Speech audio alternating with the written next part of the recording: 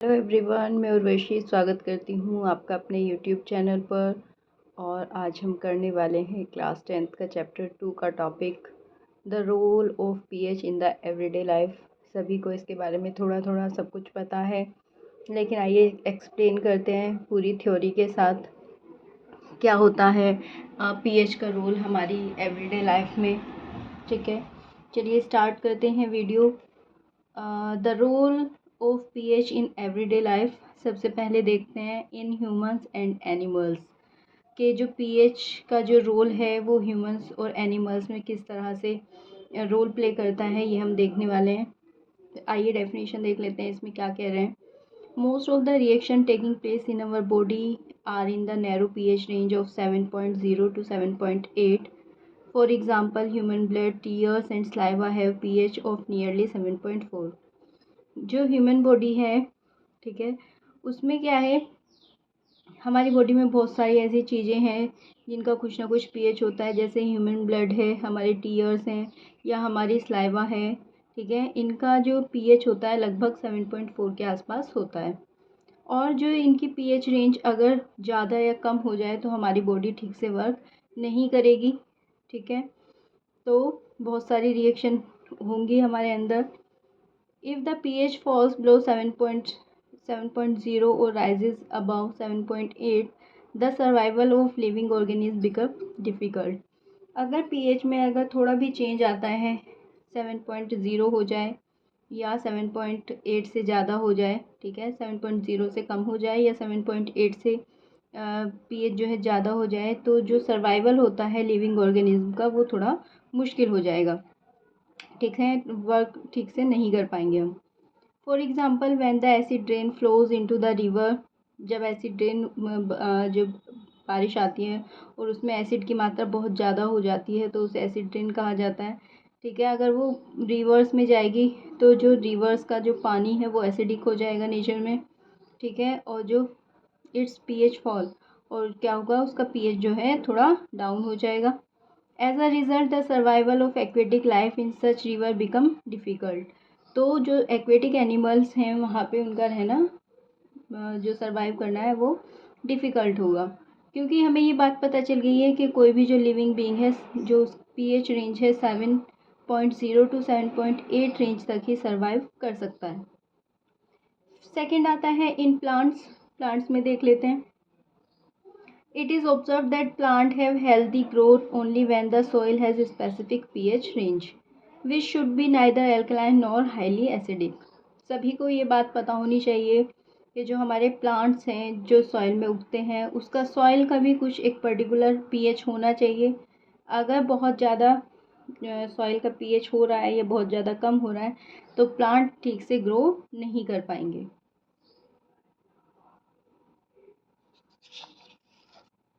Third आता है इन digestive system.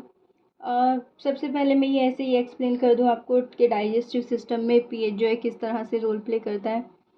तो ये बात मैं बताना चाहूँगी कि जब हम खाना खाते हैं तो डाइजेशन के लिए हमारे पेट में क्या प्रोड्यूस होता है, एक HCl नामक जो एसिड है वो प्रोड्यूस होता है। ठीक है, हाइड्रोक्लोरिक एसिड जिसे कहा जाता है, और ये बहुत ही ज़्यादा कंसनट्रेटेड एसिड होता है। ठीक है, तो ये डाइजेशन में हेल्प करता है। आइए देख लेते हैं। Hydrochloric acid is produced in our stomach which help in the digestion of food. This hydrochloric acid does not harm to the stomach as it has a special lining of the protective material. ये इतना acidic होता है फिर भी हमारे जो पेट की inner lining है उसको उसको डैमेज नहीं करता है। क्यों? क्योंकि वहाँ पे क्या क्या आ जाता है, बाइल पिगमेंट वहाँ पे उसको न्यूट्रलाइज करने के लिए आ जाता है। ये आपने बायो के चैप्टर में पढ़ रखा होगा। ठीक है, तो ना hydrochloric acid does not harm, ये हमारे जो स्टमक की इनर वॉल है उसको हार्म नहीं करेगा, क्योंकि वहाँ पे एक प्रोटेक्टिव मटेरियल जिसे बाइल या बाइल जूस कहते हैं वो आके यहाँ पे इसे न्यूट्रलाइज कर देगा। However, when we take too much some of spicy food, the amount of HCl produced increase beyond the required limit. ठीक है, अगर हम बहुत ज़्यादा कभी खाना खा लेते हैं, स्पाइसी फूड खा लेते हैं, तो उसी के हिसाब से HCl जो है ज़्यादा प्रोड्यूस होने लगता है, और जब ज़्यादा प्रोड्यूस होगा तो कहीं ना कहीं वो हमारे जो स्टमक है उसको नुकसान पहुंचाएगा, हमारी बॉडी के लिए हानिकारक होगा। And this cause the sharp pain and irritation in the stomach. अगर HCl ज़्यादा प्रोड्यूस होगा तो क्या होगा, हमारी जो पेन है, पेट में जो पेन होने लगेगा और हमें थोड़ी जलन महसूस होने लगेगी अपने स्टमक के अंदर। This problem is called acidity. सबने इस नाम को जान रखा होगा, सुना होगा कहीं ना कहीं। इस प्रॉब्लम को ही एसिडिटी कहा जाता है। And it is cured by taking medicine called antacid. और इसे अगर हमें क्योर करना है तो हमें क्या लेनी पड़ेगी, हमें मेडिसिन लेनी पड़ेगी, that is called antacid. Fourth आता है tooth decay cause by acid. जो हमारे टीथ होते हैं वो भी एसिड की वजह से, जो माउथ में एसिड प्रेजेंट होता है उसकी वजह से डिके होने लगते हैं। ठीक है, बहुत ही कॉमन सी प्रॉब्लम है। तो आइए चलते देखते हैं। The enamel in on our teeth is hardest substance in our body. ठीक है, जो इनेमल है, सबसे जो बाहर की लेयर है हमारी टीथ की, इसको इनेमल कहा जाता है और सबसे हार्डेस्ट सब्सटेंस है हमारी बॉडी का। देखा जाए तो ये कैल्शियम फॉस्फेट की बनी होती है जो कि इंसॉल्युबल होता है वाटर के अंदर। ठीक है, तो chemically it is calcium phosphate which is insoluble in water. But if the pH in our mouth falls below 5.5, that is our mouth is moderately acidic, the dissolution of calcium phosphate start. लेकिन अगर हमारे जो mouth का pH है वो 5.5 से कम हो जाता है तो जो हमारा कैल्शियम फॉस्फेट है वो टीथ से डिके होना शुरू हो जाता है। ठीक है, डिसॉल्व होना शुरू हो जाता है। इसी को कहते हैं टूथ डिके। ठीक है, इसी को क्या कहा जाता है, टूथ डिके कहा जाता है।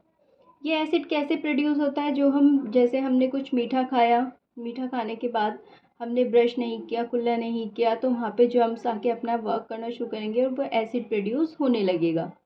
और ये जब एसिड प्रोड्यूस होने लगेगा तो वो हमारे टीथ को ख़राब करना शुरू कर देगा। The acid is produced in the mouth due to degradation of sugar and food particle left in the mouth. जो food particle भी रह जाते हैं माउथ के अंदर, by the bacteria present in the mouth. ठीक है, उस पर कौन वर्क करता है, बैक्टीरिया वर्क करना शुरू कर देते हैं, बैक्टीरिया आ जाते हैं जिसकी वजह से एसिड प्रोड्यूस होने लगता है हाई अमाउंट में। ठीक है, जब हम कुछ मीठा खाते हैं या शुगरी फूड खाते हैं।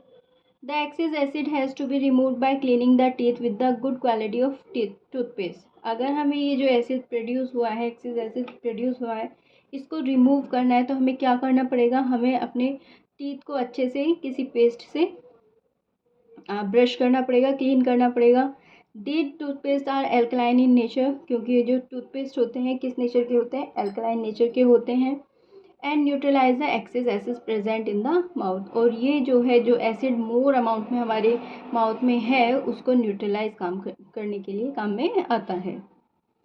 लास्ट आता है self defence of animal and plant through the chemical welfare. तो ये बात आपको पता होनी चाहिए कि जो बहुत से एनिमल और प्लांट होते हैं अपने आप को बचाने के लिए क्या करते हैं, कुछ अपने सेल्फ डिफेंस में क्या करते हैं, केमिकल का यूज़ करते हैं। जिस तरह से आपने देखा होगा, चींटी को देखा होगा, वो आपको काटती है, थोड़ी जलन होती है, या एक ततैया होता है, मधुमक्खी होती हैं, ये सब क्या प्रोड्यूस करते हैं, जैसे ही आपको काटेंगे वहाँ पे आपकी ये जो है अपना जो फॉर्मिक एसिड इनके अंदर होता है वो वहाँ पर छोड़ देते हैं, जिसकी वजह से आपको वहाँ पे थोड़ा जलन होने लगती है। आइए देखते हैं इसके अंदर। When we are stung by a honey bee or a yellow ant we feel pain and irritation. चाहे हमें हनी बी काटे, चाहे हमें येलो आंट काटे, हमें क्या होगा, वहाँ पे पेन होगा और हमें वहाँ पे जलन होना शुरू हो जाएगा। This is due to the acid that is called the formic acid और मिथेनोइक एसिड। जब वो वहाँ पे काटते हैं तो वहाँ पे एक एसिड छोड़ते हैं जिसका नाम है फॉर्मिक एसिड, या जिसको मिथेनोइक एसिड भी कहा जाता है। वो हमारी बॉडी के अंदर इंजेक्ट कर देते हैं। ठीक है, injected into our skin by the bee और द आंट।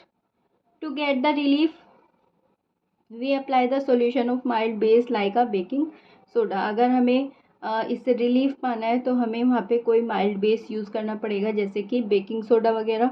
ठीक है, जिससे उस जलन को कम किया जा सकता है। तो ये हमारा पूरा हमने देखा पीएच का रोल हमारी लाइफ में। आई होप कि वीडियो आपको अच्छी लगे, आपको ये मटेरियल आपके किसी लिए आपको कहीं ना कहीं हेल्पफुल हो। अगर ये वीडियो आपको अच्छी लगी हो तो लाइक करें और हमारे चैनल को सब्सक्राइब करें, ज़्यादा से ज़्यादा शेयर करें।